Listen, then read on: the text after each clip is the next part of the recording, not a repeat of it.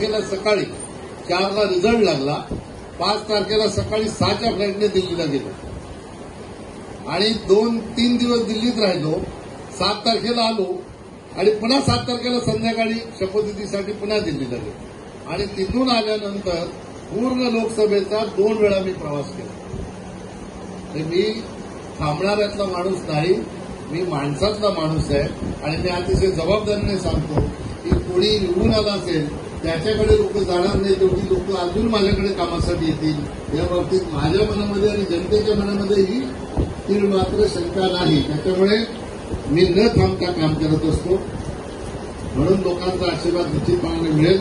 तुमच्यासारख्यांच्याही सदिच्छा माझ्या पाठीशी आहेत. उल्लेख केला अतुल पाटलांनी या ठिकाणी दिवा पाटलांच्या नामकरणाचा.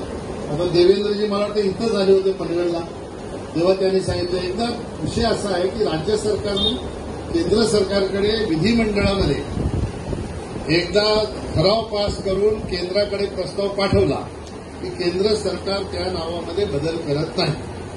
फक्त अपूर्ण काम असल्यामुळे लगेचच त्याला मान्यता मिळत नाही. परंतु माझा पाठपुरावा सतत तिकडे सुरू होता. पीएमओमधून फाईल काढून आपण आता होम मिनिस्ट्रीकडे नेलेली आहे आणि होम मिनिस्ट्रीकडून कन्सर्न घेऊन ती पुन्हा एव्हिएशन मिनिस्ट्रीकडे येईल. राम नायडू हे माझे चांगले मित्र आहेत, मोहोळी माझे चांगले मित्र आहेत. आपण मला सांगितलं की तुम्ही पुढाकार घ्या आणि हे करा.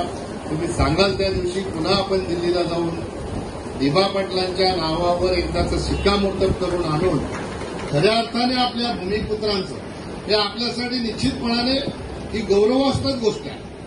जेव्हा विमान टेक ऑफ करेल, लँड करेल, त्यावेळेला ह्या नावाचा उल्लेख होईल.